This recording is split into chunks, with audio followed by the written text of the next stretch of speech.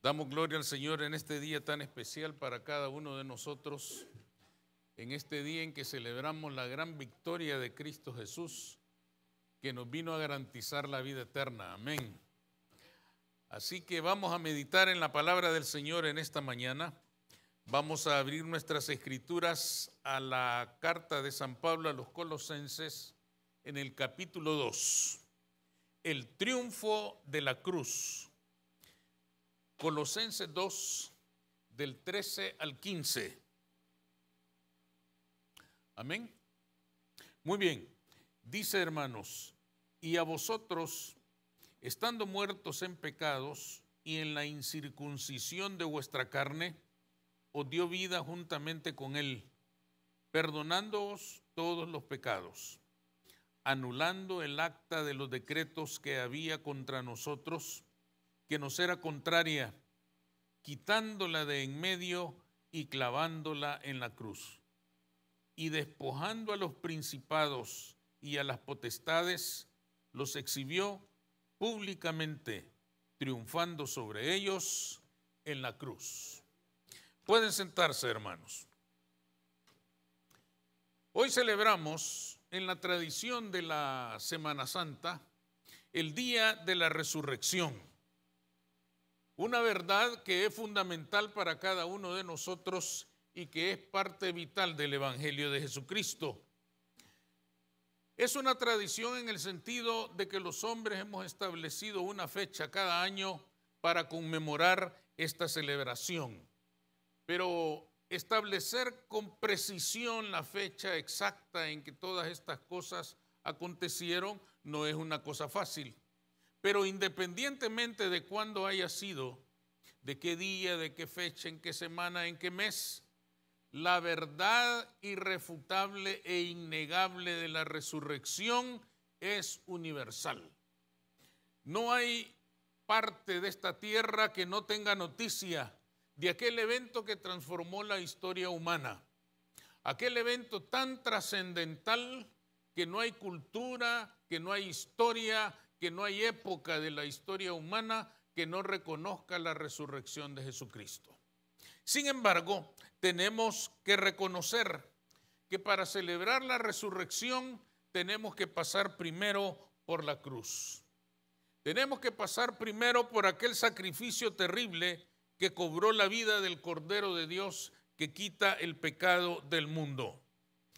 La crucifixión fue un hecho triste, doloroso, que sumergió a nuestro Salvador en el más oscuro abismo de dolor y de humillación. Es indescriptible la cantidad de sufrimiento, de desprecio, de burla que sufrió Jesús en la cruz del Calvario. Muere como un criminal entre dos criminales. Exhala su último suspiro en medio de las burlas y las blasfemias de aquellos que le quitaban la vida. Entregó su espíritu al Padre mientras su alma se angustiaba, sintiendo un total abandono incluso de parte del Padre Eterno. Mientras sus verdugos se burlaban de él, aún el cielo se negó a otorgar la luz a tan humillante acto, porque la Escritura nos dice que el sol se oscureció durante 3 horas en aquel momento. La situación fue tan dolorosa, tan humillante, tan injusta, que incluso el cielo se negó a darle su luz. Pero por eso el apóstol Pablo en esta Escritura que hemos leído anuncia que en aquel acto aparentemente tan negro, tan oscuro, tan para olvidar, pero en aquel acto tan terrible el Señor también llevó su más grande victoria. Esta es la contradicción que existe entre la visión que se puede tener de la cruz como aquel instrumento de muerte que humilló al Hijo del Hombre, y el hecho de que también marcó simultáneamente su más grande victoria. Lo cierto es que nosotros celebramos más que la muerte, la resurrección. Pero no podemos celebrar la resurrección sin reconocer la crucifixión del Maestro. Por eso el apóstol Pablo afirma en esta escritura que la cruz fue un triunfo sobre los principados y las potestades que gobernaban la tierra, es decir, con todos los poderes del mal que por siglos habían sometido a la humanidad a la angustia y la aflicción.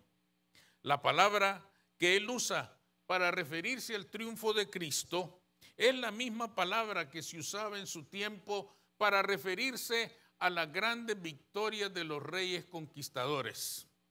Él usa términos y describe estos versículos que nosotros hemos leído como se acostumbraba en sus días a referir las grandes victorias de un rey que conquistaba una ciudad, que vencía a un enemigo que le había hecho resistencia y que finalmente la hacía suya en un desfile victorioso. ¿Por qué Pablo hace esta comparación con lo que se acostumbraba en aquellos días cuando un rey conquistaba una ciudad? En primer lugar, porque el rey victorioso en aquellos días exhibía lo que había ganado, exhibía su botín de guerra. Una vez que el combate había terminado, el rey ganador, el rey conquistador, organizaba un gran desfile de la victoria. En aquel desfile, él mostraba su superioridad militar sobre sus enemigos. Organizaba un desfile en el cual sus soldados brillaban con sus mejores ropas, con sus mejores armaduras, con sus mejores armas, soldados ya limpios de la sangre que les había manchado durante la batalla. Una vez limpios, con uniformes nuevos, con uniformes probablemente de gala, ellos desfilaban mostrando que habían sido superiores a aquel enemigo que los había resistido. Enseguida de sus ejércitos triunfadores desfilaban los derrotados. A ellos también los hacían marchar. Estos derrotados estaban sucios, muchos de ellos todavía heridos, harapientos, malolientes, sus corazas destrozadas, sus uniformes inservibles.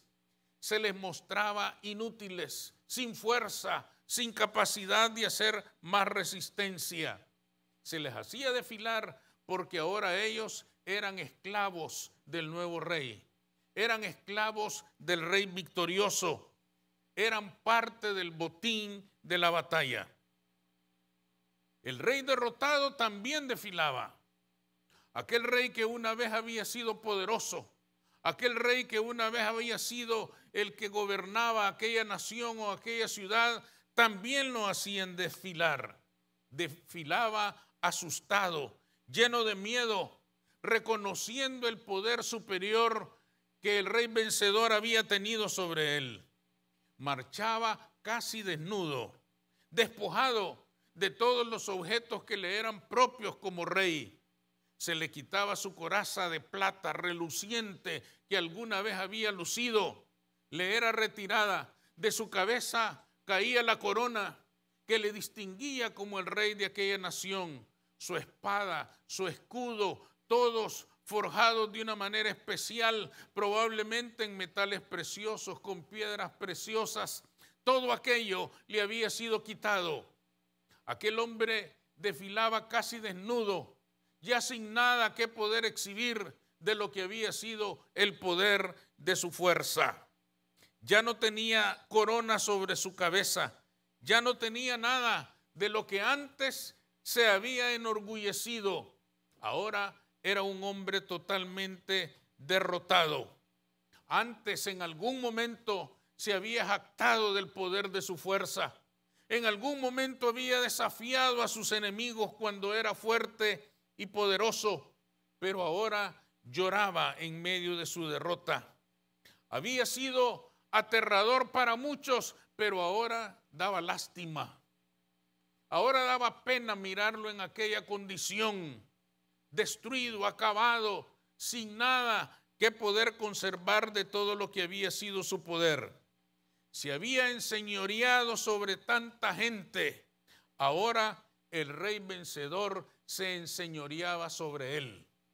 Ahora lo mostraba como su esclavo, era el rey derrotado. Por eso Pablo menciona estas palabras, porque esto justamente había sucedido en la cruz.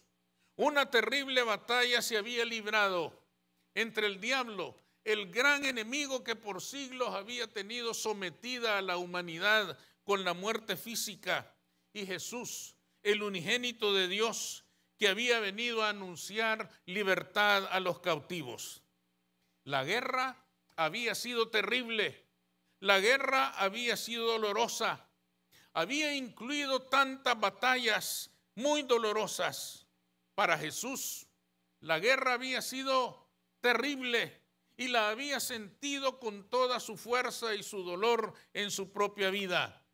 Desde el beso de Judas, con el cual fue entregado a sus enemigos, hasta la angustia en Getsemaní, donde Jesús llegó a decir: oren conmigo porque estoy triste hasta la muerte. Getsemaní, donde en algún momento, hermanos, el momento de mayor debilidad de Jesús el hombre, dijo: aparta de mí esta copa. Si puedes, aparta de mí esta copa. Quería retirarse de aquel plan maravilloso, pero orando al Padre pudo resistir y llegó hasta el final. Había sufrido el tribunal de Pilatos, injusto, terrible, amañado para condenarlo. Había sufrido también el que sus propios hermanos gritaran la libertad de Barrabás a cambio de la vida de este hombre. Pidieron que aquel ladrón consumado fuera libre y este hombre justo fuera condenado. Todo eso lo sufrió. Sufrió la crucifixión, le mesaron la barba, la corona de espinas, las burlas, los desprecios, los esputos, le escupieron el rostro. Todo lo hicieron con él. La muerte, una vez más, se anunciaba en aquella agonía como la gran vencedora de siempre, pero esta vez todo fue diferente. Esta vez le quitaron la vida física a Jesús el hombre, pero el Cristo resucitó al tercer día y vive y reina por los siglos de los siglos. Amén. Quiere decir entonces, como decíamos al principio, que la cruz es una figura que tiene dos caras. Por un lado, el sufrimiento, el dolor, la injusticia y la muerte, pero por el otro, a Cristo Jesús como el vencedor del postrer enemigo, la muerte que tanto amenazaba al hombre y que fue derrotada en la resurrección. Esto es importante para nosotros, ¿por qué?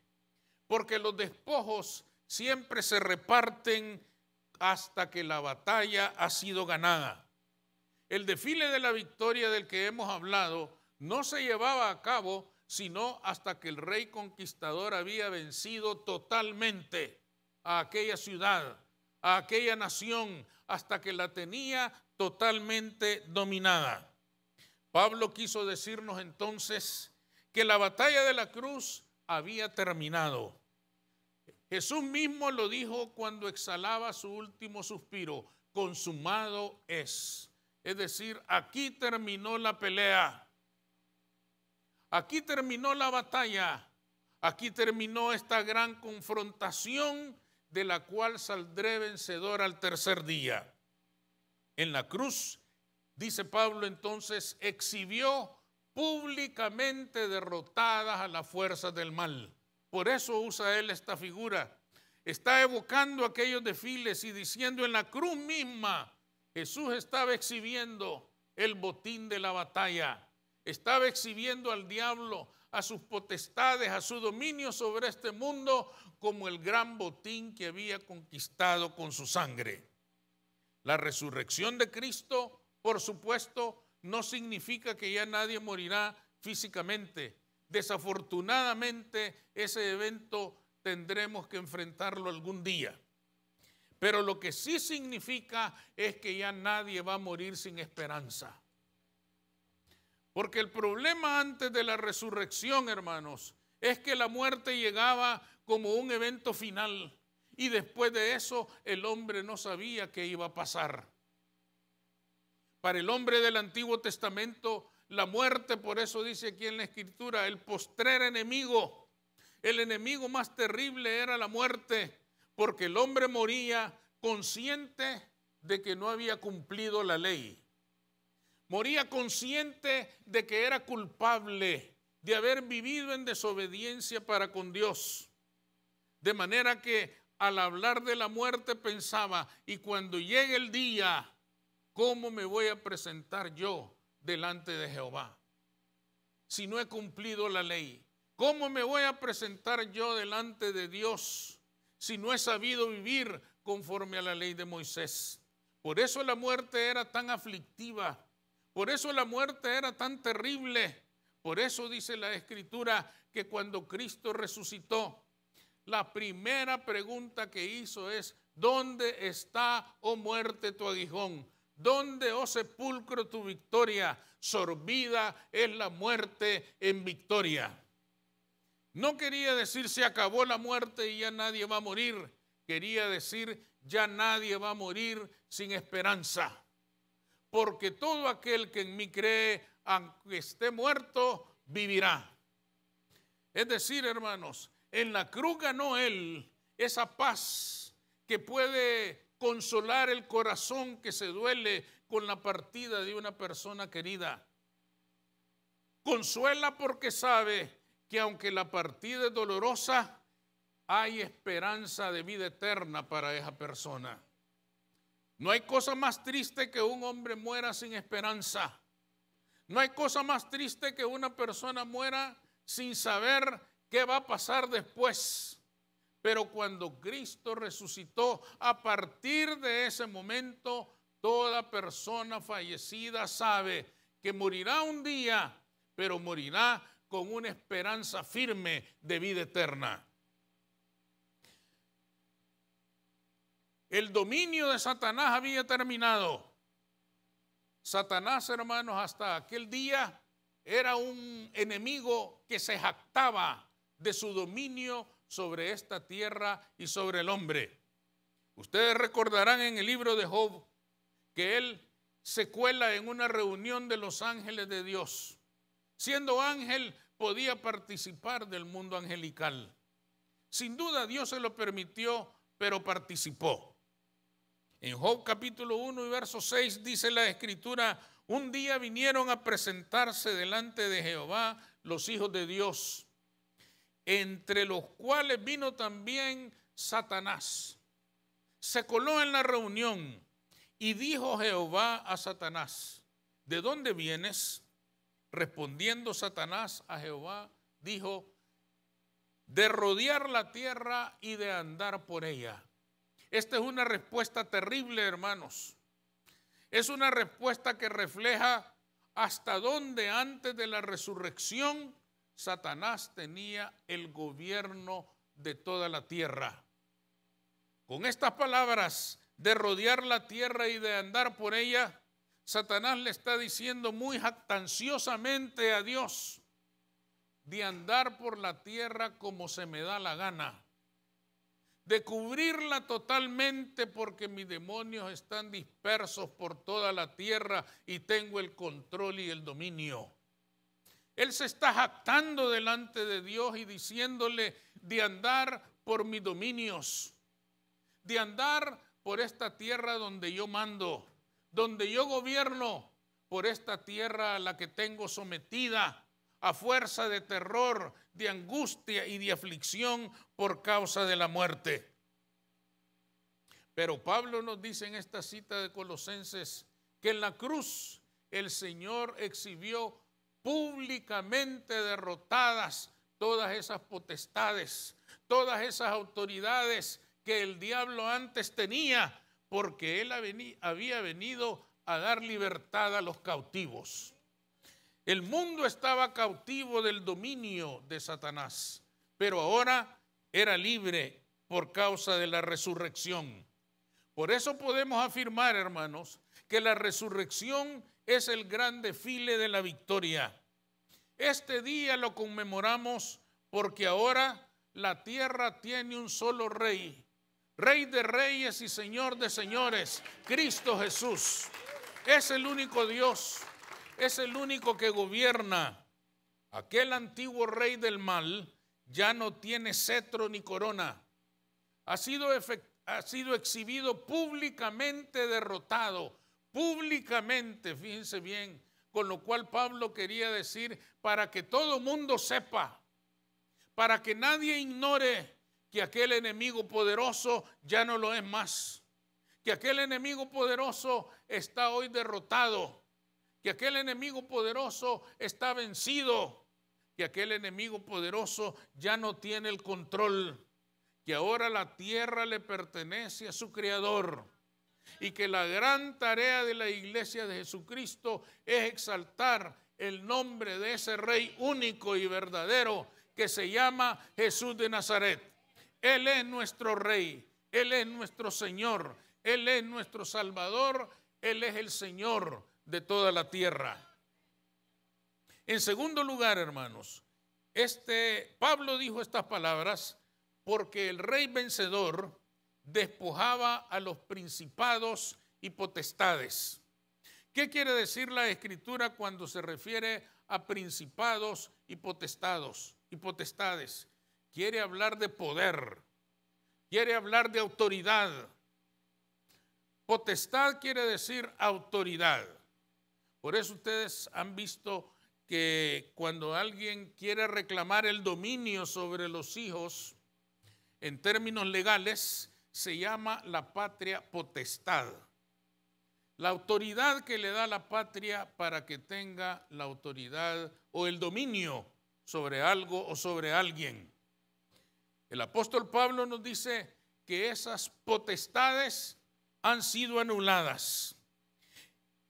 Esas potestades eran de carácter espiritual, pero las potestades de carácter espiritual se expresan a través de poderes terrenales que cumplen los planes de esas potestades de los aires. Los poderes más grandes en la tierra en los días de Jesús lo llevaron a la cruz. ¿Cuáles eran esos poderes?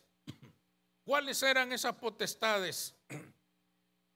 La primera de ellas, Roma. El poder más grande sobre toda la tierra. No había estado, no había gobierno, no había nación, ni más grande, ni más amplia, ni más poderosa que Roma. Roma era una de las potestades terribles de aquellos días. Y la segunda potestad que llevó a Jesús a la cruz fue el judaísmo. Aquella religión hebrea que había perdido toda su sustancia, que había perdido toda su verdad y que se había quedado solo en la figura, como un cascarón poderoso que no tiene nada por dentro, pero que tiene autoridad religiosa para matar como hizo con Jesús. Tiene autoridad religiosa para reclamar a Barrabás a cambio de Jesús. Tiene autoridad religiosa para sumarse a los poderes de los gobiernos terrenales y de esa manera poder impulsar el programa que las potestades espirituales quieren imponer para destruir la sociedad. Esos poderes religiosos en los días de Jesús se asustaron ante la presencia, el mensaje y la calidad humana de Jesús de Nazaret. El mensaje de Jesús era tan importante y tan impactante que las multitudes lo siguieron. Y cuando vieron a las multitudes correr tras la persona de Jesús, se sintieron amenazados, se sintieron como que les anunciaban su derrota final. Y entonces emprendieron el plan de acabar con la vida del maestro. Aquí Pablo nos muestra una vez más la paradoja de la cruz, que el Jesús victorioso tomó esos poderes espirituales que controlaban los poderes de la tierra y los desnudó, los hizo desfilar ya sin coraza, ya sin corona, ya sin espada, ya sin escudo, ya sin poder, y los demostró derrotados, los exhibió derrotados. Solo podemos imaginar cómo Satanás y cada demonio atacaron a Jesús durante toda su vida para impedir que cumpliera aquel propósito de redimir a la raza humana. Se convirtieron en sus peores asesinos, sirviéndose de los gobiernos terrenales y de las religiones humanas. Pablo escribió en la carta a los Corintios que si ellos hubieran sabido cuáles iban a ser las consecuencias de crucificar a Jesús, no lo hubieran hecho. Pablo entendió también esto, hermanos, que dijo, ellos no sabían lo que estaban haciendo. Fíjense qué interesante es esto. Jesús, antes de morir, le pidió al Padre que perdonara todos esos poderes. Perdónalos porque no saben lo que hacen. Y Pablo vino a reconfirmar eso en la primera carta a los Corintios. En el capítulo 2 y verso 7 dice Pablo, mas hablamos sabiduría de Dios en misterio, la sabiduría oculta, la cual Dios predestinó antes de los siglos para nuestra gloria, la que ninguno de los príncipes de este siglo conoció. Fíjense bien, dice Pablo que ha derrotado a los principados y las potestades. Y dice, esta sabiduría de Jesús, ningún príncipe de este siglo la conoció. Y miren lo que dice después. Porque si la hubieran conocido, nunca habrían crucificado al Señor de la gloria. Si hubieran sabido lo que se les venía encima, nunca hubieran crucificado al Señor. Pero ellos no calcularon las consecuencias. Ellos creyeron que mataban a Jesús y se acababa todo. No contaban con la resurrección. Si lo hubieran sabido, no hubieran hecho lo que hicieron. Pero lo hicieron creyendo que anulaban de una vez y para siempre aquella amenaza. Hicieron todo lo contrario. Le dieron la oportunidad de mostrarse como el vencedor de la muerte. ¿Qué significa eso para nosotros? Que el enemigo, esas potestades de los aires, esas potestades que se manifiestan a través de diferentes formas y maneras, ya no tienen autoridad sobre nosotros. Ya no tienen control sobre nosotros. En el pasado, hermanos, antes de conocer a Cristo, esas potestades se enseñorearon sobre nosotros. Nos dominaron, nos sometieron, nos gobernaron, hicieron con nosotros lo que quisieron, porque enseñoreaban nuestra vida. Se cumplió lo que dijo el maestro en una ocasión: el ladrón no viene sino para hurtar, para matar y para destruir. Pero yo he venido para que tengan vida y vida eterna. El Señor sabía bien lo que habíamos sufrido. El Señor sabía bien que esas potestades ciertamente habían entrado en nuestra vida como ladrón en la noche. Y robaron muchas cosas que eran nuestras. Nos robaron bendiciones. Nos robaron la salud, la paz, la armonía. Arrasaron con valores, con principios. Destruyeron nuestras relaciones familiares, de amistades, de trabajo, en fin, hicieron desastres en nuestra vida. Eran amos y señores en nuestras vidas. Pero el día de la resurrección, esas fuerzas fueron derrotadas. Su coraza fue retirada, su corona de rey maligno cayó de su cabeza y todo su señorío fue exhibido públicamente derrotado. ¿Qué quiere decir esto? Que aquel poder que antes tuvo sobre nosotros ya no lo tiene más. Cristo Jesús rompió ese poder. Esto quiere decir, hermanos, que el enemigo ya no puede enseñorearse en nuestra vida. Ahora tenemos un solo Señor, Jesucristo. Pero cuidado, porque todavía nos puede engañar. Poder para someternos ya no tiene. Poder para obligarnos ya no tiene. Pero astucia para engañarnos, desafortunadamente, la sigue conservando. De manera que nosotros debemos de tener mucho cuidado y entender una cosa. Si pecáramos, nadie nos obligó. No hay potestad que nos obligue a pecar. Si lo hiciéramos, lo vamos a hacer con plena conciencia. Pero ya no hay potestad que nos gobierne. Ya no hay potestad que nos obligue. Por lo tanto, debemos quitarnos esa mala costumbre de echarle la culpa al diablo por todo lo que hacemos.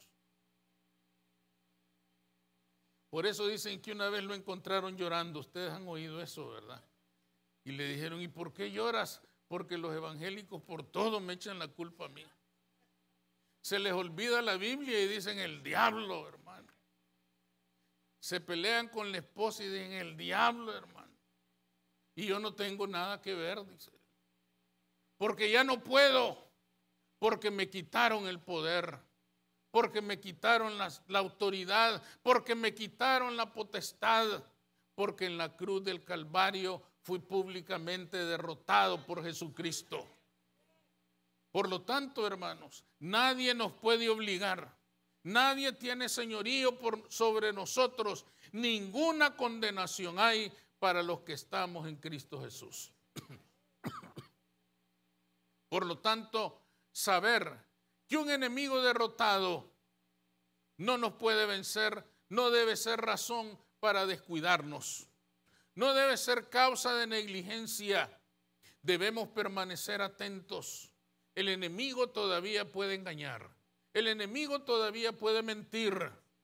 El enemigo todavía puede confundirnos. ¿Qué tenemos que hacer? Venir continuamente al resucitado. Porque el resucitado es nuestra fuerza para prevalecer ante cualquier enemigo. El resucitado es quien nos va a defender. El resucitado es quien nos va a guiar para que tengamos victoria ante cualquier potestad que quiera amenazarnos. Cristo Jesús ganó esa victoria para nosotros. Hagámosla nuestra todos los días de nuestra vida, porque Cristo ha resucitado para que nosotros tengamos vida y vida en abundancia. Amén. Vamos a orar.